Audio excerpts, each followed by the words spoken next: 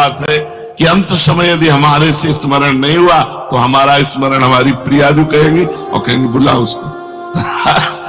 अन्य कोई गति नहीं हो सकती। अब अपने लोग बेपरवाह रहेंगे।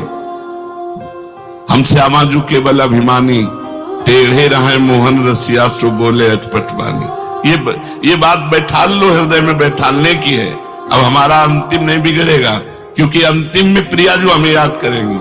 जीवन में जितना बनता है हम श्यामा प्यारी रट रहे हैं, और जब हम रटने लायक नहीं रहेंगे तब श्यामा प्यारी हमारी स्मृति करेंगी और हमारा मंगल हो जाएगा।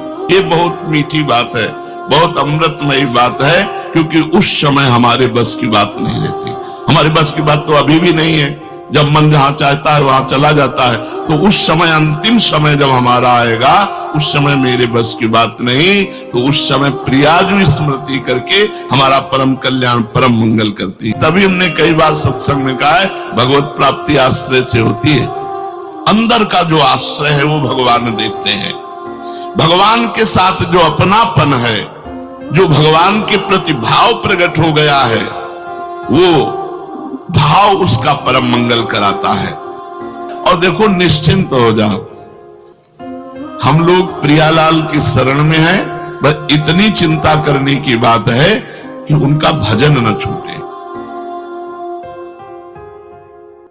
भगवान का नाम जब, भगवान की नाम कीर्तन करना, भगवान की कथा सुनना, भगवान की श्री विग्रह की सेवा करना, भगवान के लिए व्यापार नौकरी करना, उसका सिर्फ मतलब केवल प्रभु से है, किसी योग से नहीं। श्रद्धा विश्वास पूर्वक प्रभु में तल्लीन हुए मन से भजन करने पर वो उत्तम योगी कहा जाता है। उत्तम योगी कारण कि भगवान महायोगेश्वर है, संपूर्ण योगों के महान ईश्वर हैं। तो जब महायोगेश्वर प्रभु श्री कृष्ण की शरण में हो गए, तो अब शरणागत का कौन सा योग बाकी रह गया? शरणागत का बहुत बड़ा संबंध है। मैं प्रभु का हूं, प्रभु मेरे, इसी से कल्याण हो जाएगा। कोई भी त्रुटि ही नहीं मानी जाएगी। कोई त्रुटि, कोई अपराध, कोई पाप उसको भगवत प्राप्ति से नहीं रोक सकता। इसका मतलब ये नहीं कि वो मनमानी आचरण करता है, नहीं, वो तो अपना मन प्रभु में लगा रहा है। अगर कहीं त्रुटि हो गई, अगर कोई गलती हो गई, कोई आसक्ति कर बैठा, तो भगवान उसकी सब इन गलतियों को क्षमा करके मानते ही नहीं और अपनी शरणागति के बल से उसका कल्याण करते हैं। युक्ततम भक्त कभी योग भ्रष्टों की गति में नहीं जाता। शरणागत भक्त जब उसका दोबारा जन्म होगा कुलवान, धनवान या योगियों के कुल में, नहीं, इसी जन्म में। ये शरणागति की विशेष महत्ता है। भगवान ये मेरी शरण में है, भगवान देखते हैं, कारण कि उसका मन भगवान में लगा है। भगवान भी उसको कभी नहीं छोड़ते। जैसे कोई भगवान के भजन में चला, अब अंतिम समय इतनी पीड़ा है, इतनी कि वो भगवान का स्मरण नहीं कर पाया। शरणागत बेहोश हो गया, भगवान की याद करने लायक नहीं रहा। अन्य साधक योग भ्रष्ट कहा जाएगा, लेकिन यहां शरणागत की बात चल रही, तो भगवान उसकी याद करते हैं। वो योग भ्रष्ट कभी हो ही नहीं सकता। ये है बहुत बढ़िया बात। अब उसका हृदय काष्ठ के समान, पाषाण के समान दुख में ऐसा डूब गया मरते समय कि भगवान का स्मरण नहीं आया। यही सदगति बिगड़ जाती है। अन्य योगियों की यही सदगति बिगड़ती है। बेहोश हो गया, अधिक कष्ट में, मूर्छा में, और भगवान का स्मरण नहीं हुआ, तो उसकी सदगति बिगड़ गई। लेकिन भक्त की जो शरणागत है, कह रहे हैं उस म्रियमाण भक्त का मैं स्वयं स्मरण करता हूं और उसको परम गति प्रदान करता हूं। अंतिम समय भक्त स्मरण करे तो सदगति, और भक्त मतलब जो और योगी है स्मरण ना करे तो उसकी गति बिगड़ जाएगी। लेकिन जो शरणागत है उसकी नहीं बिगड़ेगी। वो स्मरण करे न करे, भगवान उसका स्मरण करते हैं और उसको परम गति की प्राप्ति होती है। उस पंक्ति में अपने लोग बैठे हैं, अपने लोग इसी पंक्ति में बैठे, शरणागति की पंक्ति में बैठे हैं। कितनी बढ़िया बात है कि अंत समय यदि हमारे से स्मरण नहीं हुआ तो हमारा स्मरण हमारी प्रियाजू कहेंगी और कहेंगे बुला उसको। अन्य कोई गति नहीं हो सकती। अब अपने लोगों की अन्य कोई गति नहीं, योग भ्रष्टों वाली गति नहीं। हाँ, पर अन्य भी कितनी सुविधाजनक है कि अगर वो भ्रष्ट भी हो गया है तो दिव्य लोगों के भोगों को भोग कर श्रीवान कुलवानों के कुल में जन्म होना। तात्पर्य है कि एक बार जो संसार से विमुख होकर भगवान के सन्मुख हो गया, एक बार भगवान की शरण ले ली, जिसको अपने बल का अभिमान नहीं, जिसको अपने उद्योग प्रयत्न का, बिल्कुल एक एक बात समझते जाओ, अपना कोई बल नहीं कि हम भगवत प्राप्ति कर सके, हमारा कोई उद्योग नहीं है, प्रयत्न नहीं है, हम इतने प्रयत्नशील नहीं कि हम भगवत प्राप्ति कर लें। और जिसको अपनी साधना का सहारा नहीं, केवल विश्वास प्रभु का है, उसका परम कल्याण हो गया, वो भगवत प्राप्ति कर। अपने लोग इसी लाइन में है, ना अपनी कोई साधना, ना अपना कोई प्रयत्न है, ना अपना कोई बल है, अब तो प्रियाजू के सहारे हैं, जैसे प्रियाजू चलावे। ऐसे भक्त को कभी योग भ्रष्ट नहीं होना पड़ता, क्योंकि वो प्रभु पर निर्भर है, उसके अंतःकरण में भगवान का आश्रय है, साधना का नहीं, प्रयत्न का नहीं, अपने उद्योग प्रयत्न का नहीं, उसे भगवान का भरोसा है, अपने पुरुषार्थ का सहारा नहीं, अपनी साधना पर विश्वास नहीं, उसको भगवान की कृपा पर विश्वास है। इसलिए योग भ्रष्ट उसे कहते हैं जिसे अपनी साधना पर विश्वास है, जिसे अपने प्रयत्न पर विश्वास है, और ये भगवान पर विश्वास करता है शरणागत भक्त। अंतःकरण में भोगों का महत्व होने से प्रभु का ध्यान छूट जाता है, मन संसार में चला जाता है।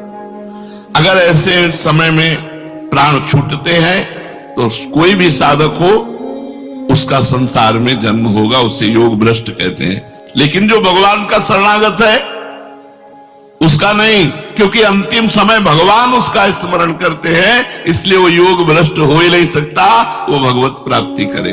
अपने लोग उसी पंक्ति में बैठे, अपनी साधना इसी बात की है। अगर अपने बल का सहारा विश्वास और अभिमान ना हो और संसार में मन जाए, तो भगवान का भरोसा है, तो योग भ्रष्ट नहीं माना जाएगा। फिर सुन लो इस बात को, अपने साधन का, प्रयत्न का भरोसा नहीं है, भरोसा प्रभु का है, प्रियाजू का। और मन खूब संसार में जा रहा है, उसका मन संसार में जा रहा है, वो अंतिम समय भी संसार में चला गया, तो योग भ्रष्ट नहीं होगा, क्योंकि प्रियाजू इसका स्मरण करेंगे और वो प्रियाजू के पास पहुंच जाएगा। अपने लोग बेपरवाह रहेंगे, हम श्यामाजू केवल अभिमानी, टेढ़े रहे मोहन रसिया सो बोले अटपट बानी। ये बात बैठाल लो, हृदय में बैठालने की है। अब हमारा अंतिम नहीं बिगड़ेगा, क्योंकि अंतिम में प्रियाजू हमें याद करेंगी।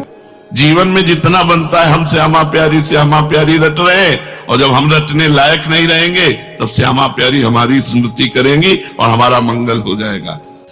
कारण कि ऐसी अवस्था में मन तो संसार में चला गया, लेकिन आश्रय भगवान का है, इसलिए आश्रय से उसका कल्याण हो गया। उसने साधना का आश्रय नहीं लिया था, उसने प्रभु का। ये बहुत मीठी बात है, बहुत अमृतमयी बात है, क्योंकि उस समय हमारे बस की बात नहीं रहती। हमारे बस की बात तो अभी भी नहीं है, जब मन जहां चाहता है वहां चला जाता है। तो उस समय, अंतिम समय जब हमारा आएगा, उस समय मेरे बस की बात नहीं, तो उस समय प्रियाजू स्मृति करके हमारा परम कल्याण, परम मंगल करती।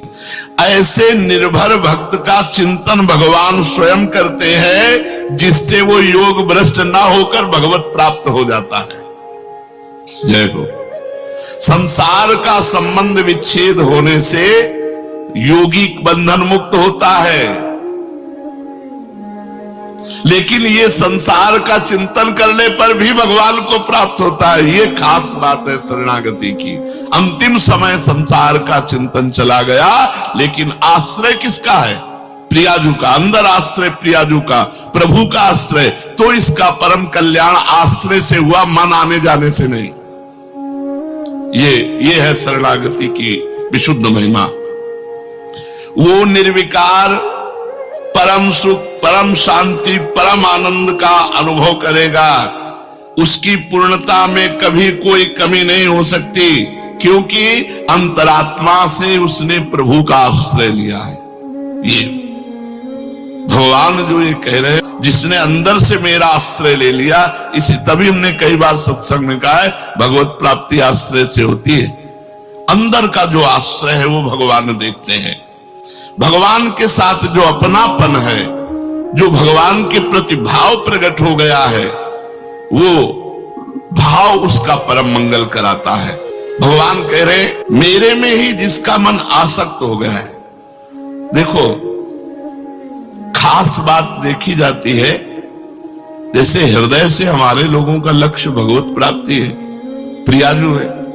अब बीच में हम किसी भी में फंस जाते हैं तो फंसना नहीं माना जाएगा, वो तो रास्ते में हो। तो जो प्रभु है वो देख रहे हैं चला मेरी तरफ है, इसका लक्ष्य मैं हूं, इसका आश्रय मैं हूं, पर मेरी दुरंत माया है, ये आकर्षित हो गया तो मेरी ही तो माया है। इसलिए भगवान से अगर जो साधक मैयासक्त मना, प्रभु में ही जिसका मन आसक्त हो गया है, सारा स्नेह बटोर करके प्रभु के चरणों में सबकी ममता ताग बटोरी, मम पद मन बांध बरडोरी, ये मैयासक्त मना है। यहां तक कि अपने शरीर की भी ममता का त्याग करके केवल प्रभु के चरणों में, उसे मैयासक्त मना कहते हैं। चिपक गया मन प्रभु में, स्वाभाविक प्रभु में मन लग गया, तो उसको भजन तो करना नहीं पड़ता, स्वाभाविक भजन होता है, क्योंकि उसकी आसक्ति प्रभु में हो गई है। स्वाभाविक मेरी याद आती है, उसको कभी विस्मृति नहीं होती। मैं चाहता हूं कि तू ऐसा बन। मैयासक्त मना पार्थ, पार्थ मेरे आसक्त